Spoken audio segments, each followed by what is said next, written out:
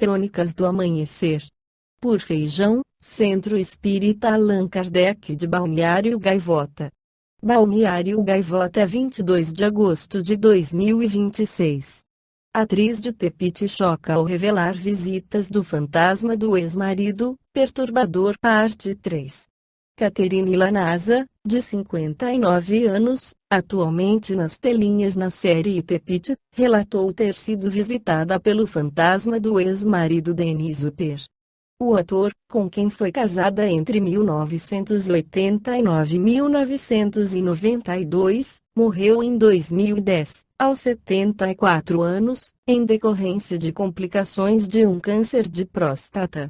De acordo com a famosa, apesar de não estarem mais juntos na época em que faleceu, Upper não a deixou em paz por muito tempo após a sua morte.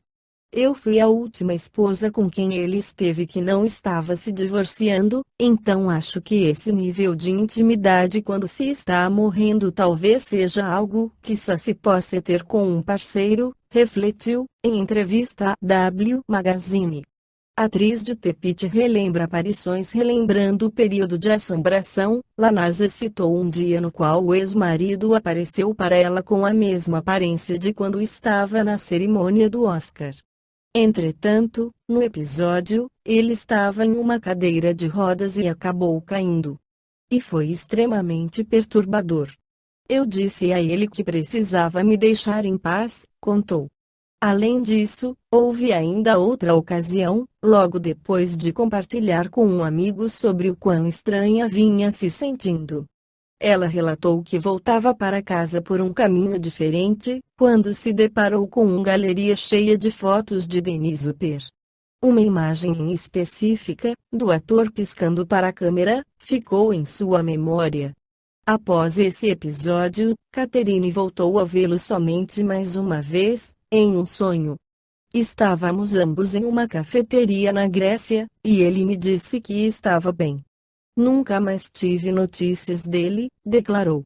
A imortalidade da alma é um dos princípios fundamentais do espiritismo e representa a compreensão de que o espírito não desaparece com a morte do corpo físico.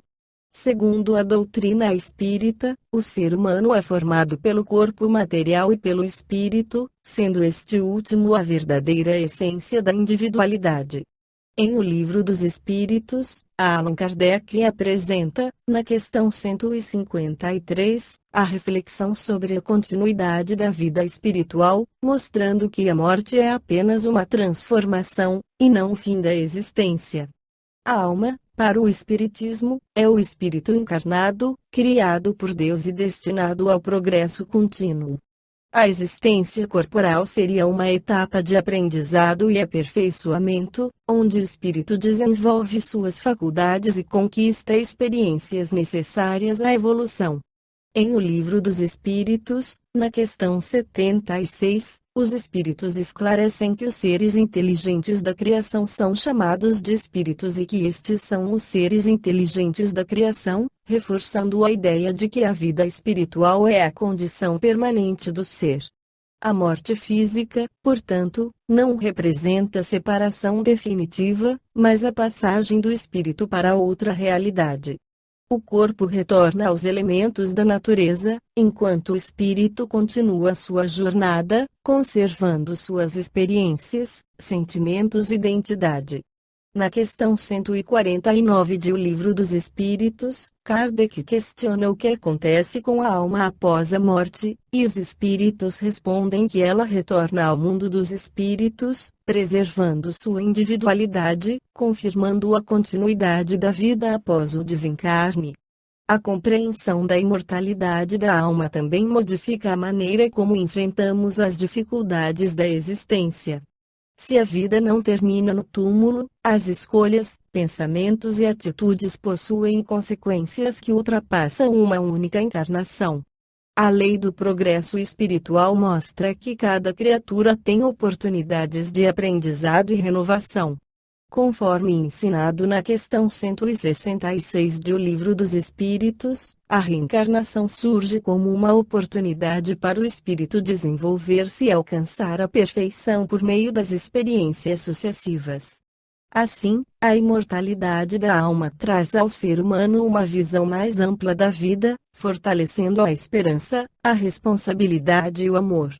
O Espiritismo ensina que somos viajantes da eternidade, caminhando gradualmente para estados mais elevados de consciência e moralidade.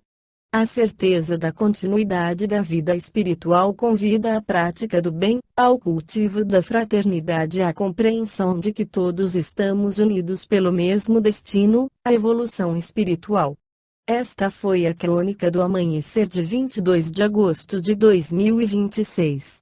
Por Alfredo Feijão Lopes.